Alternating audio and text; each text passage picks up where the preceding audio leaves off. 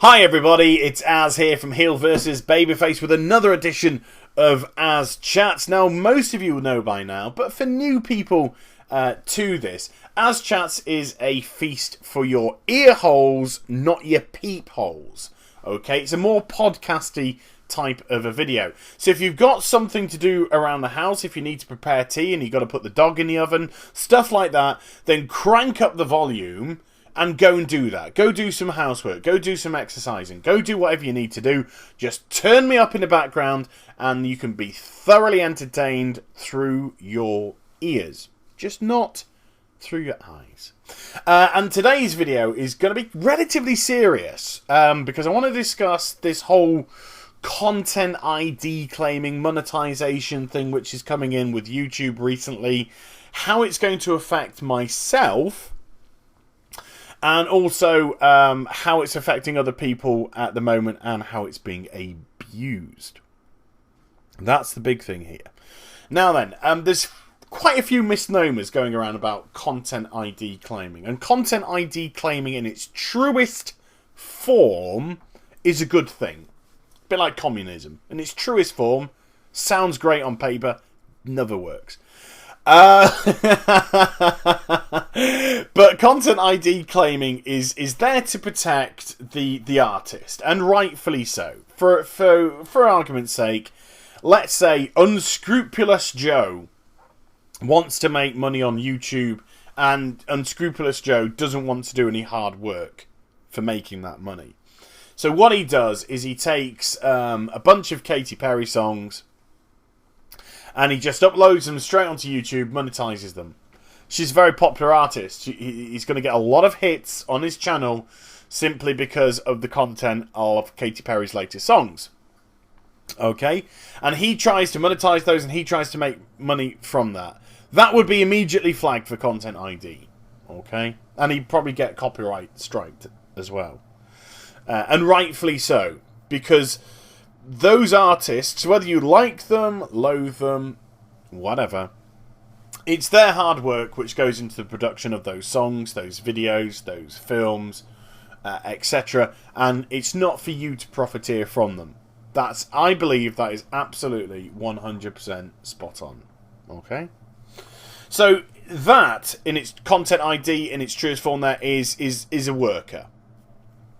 To me, if I now twist this to a gaming side, because, you know, this is why the vast majority of the 16,000 subscribers which I currently have come to my channel. It's for my World of Warcrafty stuff and my gaming stuff. So if I twist this now to a gaming kind of a phone, Unscrupulous Joe, because he can't make money off Katy Perry, decides that he'd like to make some money off of video game cutscenes, CGI cutscenes or in-game cutscenes. Again, he doesn't have to do any work. All he has to do is chop them from the game itself and upload them onto YouTube. Again, absolutely 100% agree that sort of stuff should be content ID flagged. Because all they're doing is uploading a cutscene onto YouTube that they haven't created and they haven't added any worth to. So if he decided to put up the brand new Warlords of Draenor cutscene, which isn't out yet before anyone starts going, is it? It's not out yet. But let's say they did that and they tried to monetize it. Absolutely, content ID claim, copyright claim, etc. to right. What would happen is most likely get content ID claimed.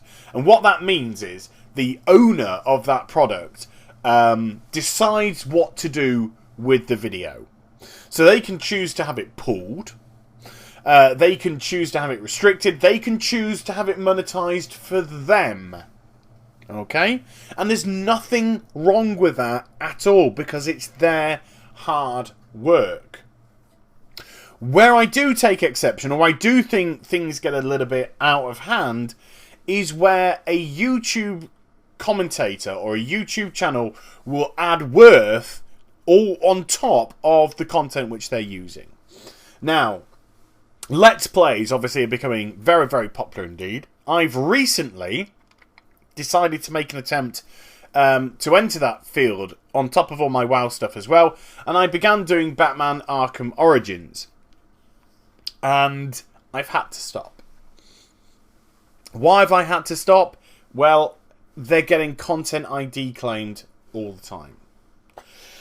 And what that means is that Warner Interactive, Warner Studios, who made the game, are flagging every time that a cutscene, in-game cutscene, and also a CG cutscene is shown within my videos of Batman Arkham Origins. What makes me any different to Unscrupulous Joe? Well, I put all my commentary over the game, and I'm physically playing it myself. So it's my character in the game that I'm using. I'm deciding what to do. I'm making all the choices of the game, and I'm also commentating on top. This is not just a simple cut and put up on YouTube to try and make some money from it. What it is I've taken a game, I try and make it entertaining for my viewer, I try and make it appealing for my viewer, and hopefully the viewer will see me play the game and think, this looks bloody good. I'm going to go out there and buy it. That would be the hope. That would be the ideal hope for me. But Warner Studios are content ID flagging my Let's Play video. And how that impacts me is they are deciding to allow the video to remain up, should I choose to keep it up. But I can't make any money from it, and they will. So they will make the monetization money from my hard work. That's what they're choosing to do. So if I wanted to persist with the Let's Play Batman Arkham Origins video, I would be putting in hours and hours and hours of work and getting nothing back whatsoever. And it's not just a simple matter of a 30-minute video, which you may see of the gameplay, being 30 minutes of my time. Not at all. Because I have to do the audio as a separate file to the video, because the nature of the connections. I then have to save said audio on top of said video, sync it all. I then have to render that in 1080. So when I upload it, you get absolutely boss quality. So for me to do a 30-minute Batman Arkham Origins Let's Play video takes around 4 to 5 hours of my time. That's how long it takes. That is a long amount of time to put in to a 30-minute video. And Warner Interactive, Warner Studios are saying, we're quite happy for this video to go up, but we're going to take all the money from it. But even though it's their game, yes, but it's my content within the game. It's my audio, it's my entertainment value on top of that. Because I'd like to think, you know, with 16,000 subscribers now under my belt due to what I do, that a lot of you might find me entertaining. A lot of you might find me irritating. But if you're subscribed, I don't mind. But yes, you know, I'd like to say that it's my commentary, it's my entertainment value attached to that video. So it's not all Warner Studios stuff. It's their game, but it's their game which has had my own twist, my own spin on the matter. So sadly, I've stopped doing the Batman Arkham Origins stuff. And before people start really crying, I am contemplating taking it to stream instead. To finish it off in live streaming sessions. So you still get the game, you still get the gameplay, you still get all the entertainment that would come along with it, but I'm giving it to you in a different medium, and I stream anyway. And I'm not subscribed to Twitch, sorry. So I don't make any money from Twitch, full stop. The only money that I would ever receive from streaming is if kind souls decide to hit the donation tab, which of course is not mandatory. That's entirely up to you. So to me, that side of matters, no skin off my nose, because I wouldn't have made any money from it anyway, and Warner Brothers can't profiteer from my hard work. So that's my method of contemplating it. But as I clearly stated, Let's Plays for me are something that was going to be new. I was going to hope was going to be a new element to my channel that I could put on top of the content which I already produced, which is the vast majority of it, World of Warcraft. Now, thankfully, that is the only thing that I've been Content ID claimed for.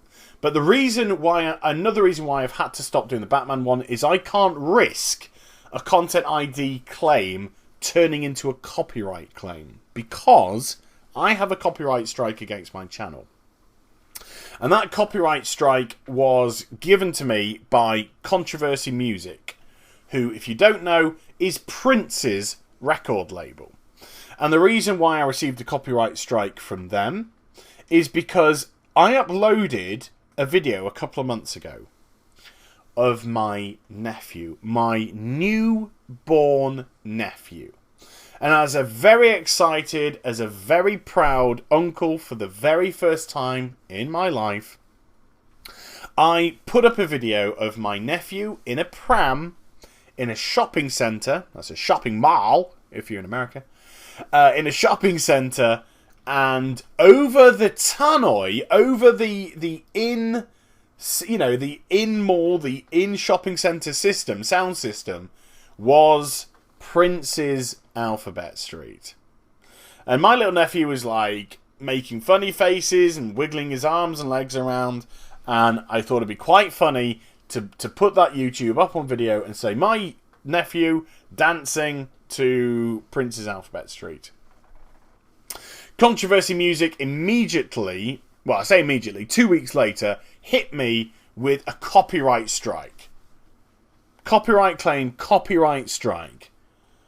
And the only way that I could do anything about that would be to claim against it. Now, the simple fact of the matter is, yes, the music that was barely audible, if you did see the video, I'm pretty sure you can support me on this, the barely audible music that was going on in the background that you could only make out what it was if you were really, really quiet and cranked up the volume to probably maximum and just were like listening like that, try and get words, you could just make out that it was Prince's Alphabet Street.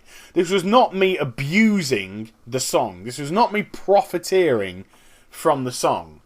And Controversy Music have refused to respond to any of my emails explaining the matter and asking if they could please remove the copyright strike. They won't do it.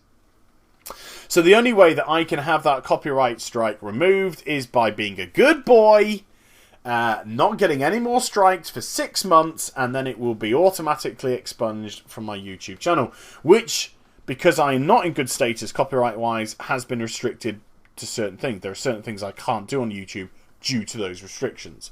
Thank you, Controversy Music. But there we already see an abuse of the system. An abuse of the system. So I can't run the risk of the Batman Arkham Origins stuff going from a Content ID claim into a copyright claim. I can't run that risk, because 3 strikes on your YouTube channel, it gets axed. It gets shut down. No cumsy backsies. That's it. And I don't want to do that. I love doing what I do. So, the question is, what's going to happen with my World of Warcraft stuff then, with all this Content ID claiming? Well, I can be critical of Blizzard at times, and I can give them a lot of praise at times, depending on what they do. And this is an instance where I've got to give them a lot of praise. Because Blizzard understand, and a lot of companies that produce MMOs, and I'll explain the why as well, understand that people that put up videos of their product, this is just free marketing and free advertising.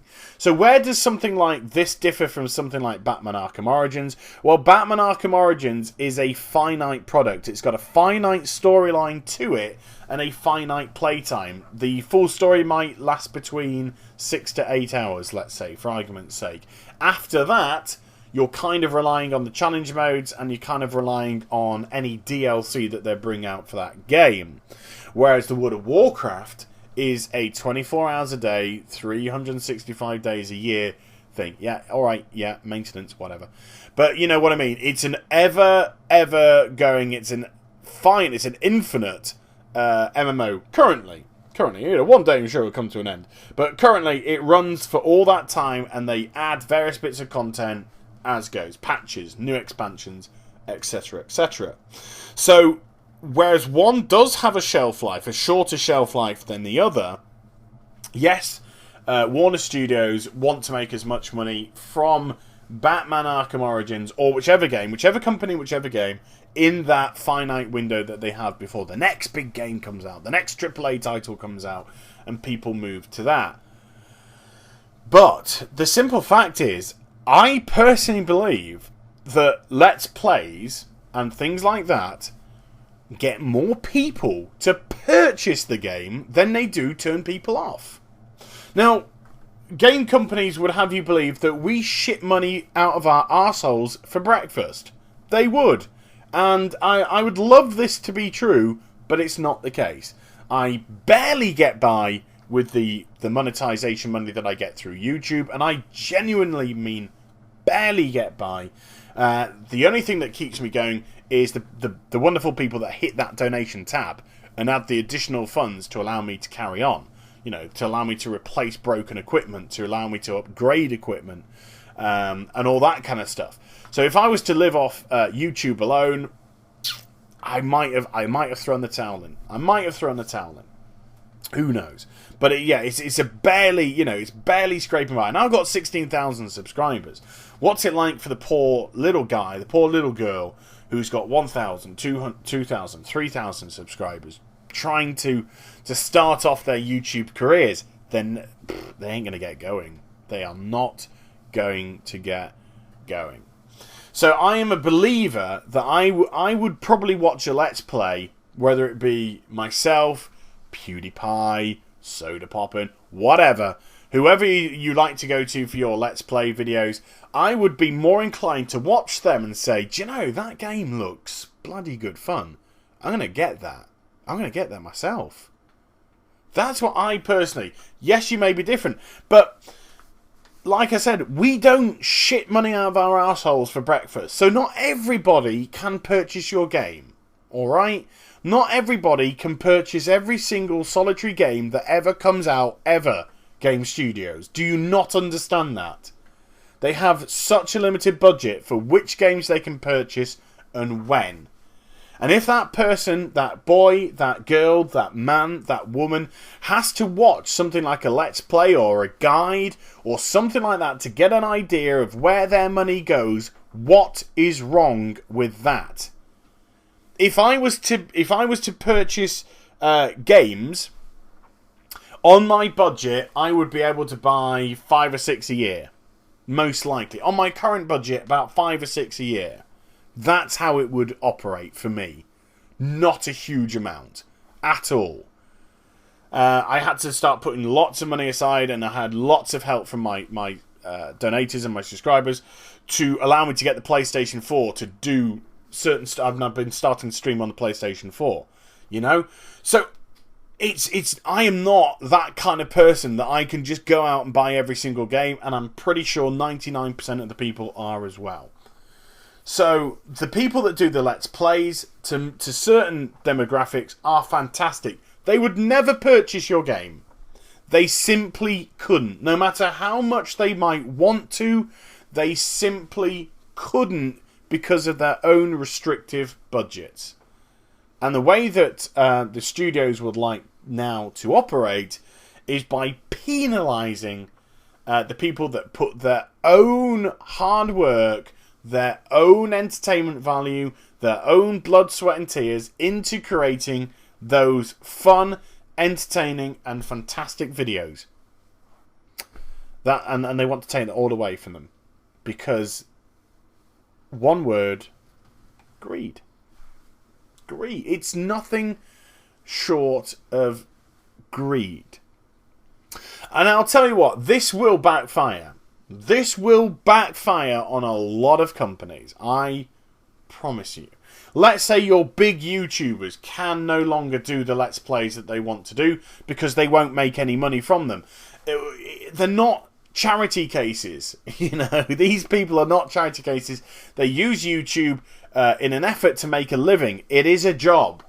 contrary to popular belief, this is a job. This is a job which people love. I love my job. I would do this 24/7, 365, then work in an office 9 to 5, 5 days a week, earning twice, 3 times as much every day of the week, because this is fantastic. I love to work on my YouTube videos. I love to work on my World of Warcraft stuff, my streaming stuff. I adore it. Doesn't stop it from being work. There seems to be a misnomer that if you enjoy what you do, that can't be work. Work must be something which you hate.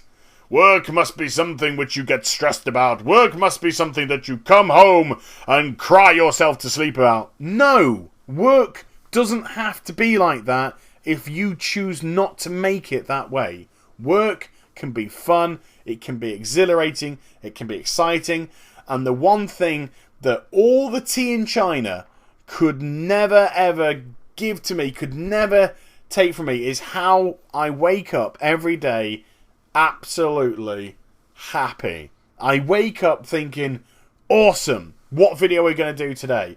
I wake up today saying, oh, I'm looking forward to when I stream tonight. I'm going to be doing this.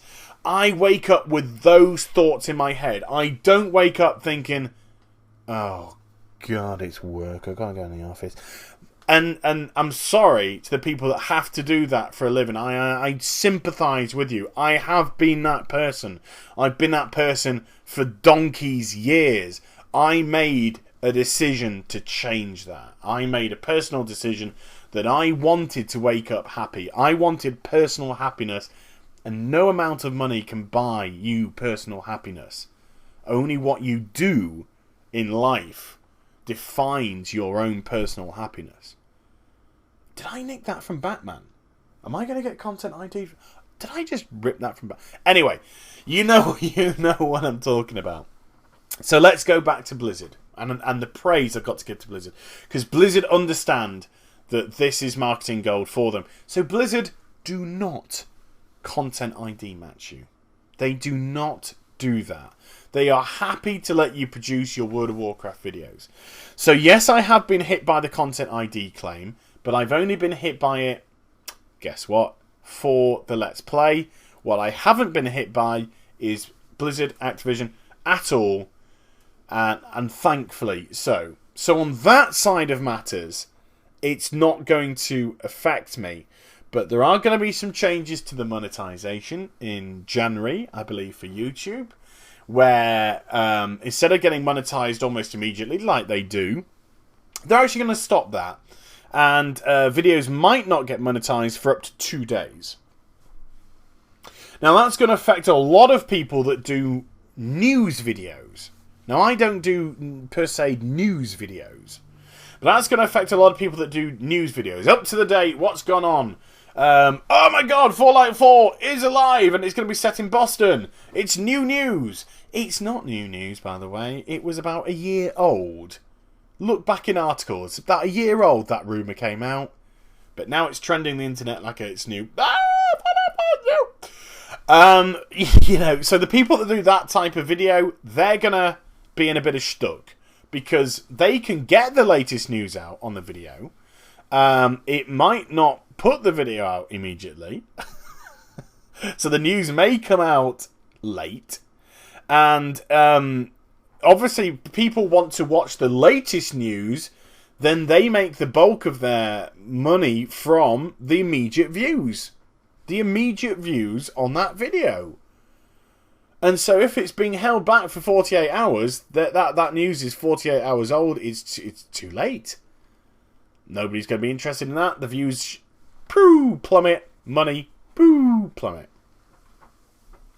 So I don't know how that's going to affect me. I do get the bulk of my hits on a video within the first 24, 48 hours.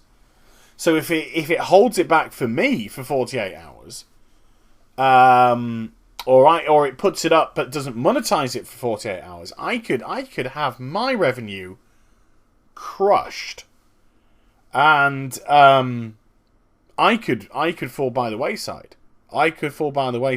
So to me, that is scaring the shit out of me.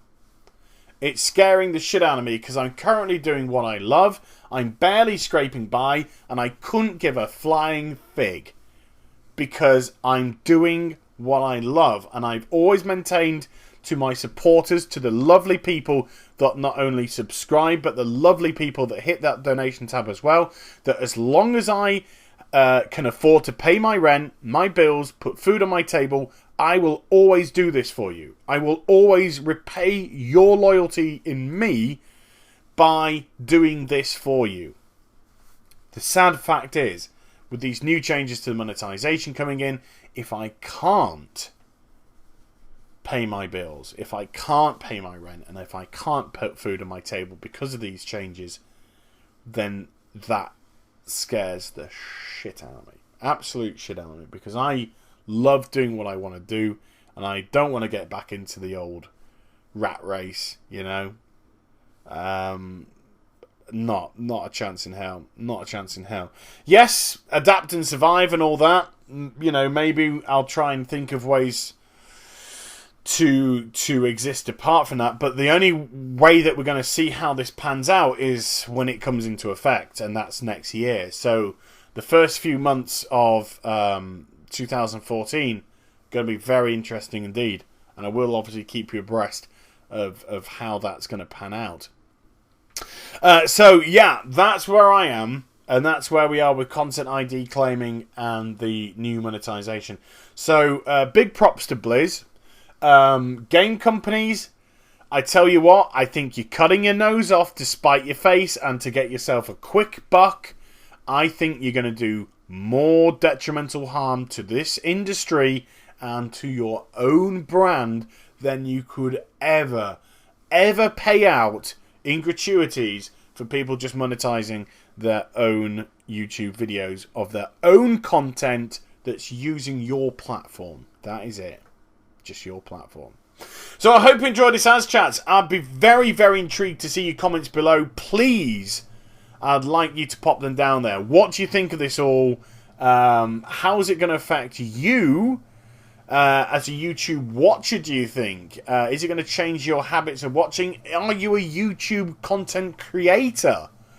How is it going to affect you? You know, are you a smallie? Are you an SME? Are you a middle size? Are you a biggie? Because, you know, I don't think it's going to affect a lot of the vloggers and stuff. That's not going to affect them at all. But we shall see. So yeah, please do like, comment, and subscribe to my channel. Follow me on Twitter, Facebook, and also twitch.tv/Hill versus Babyface for live streaming. And I shall be back with some more stuff very soon. You take care, everybody. Bye-bye.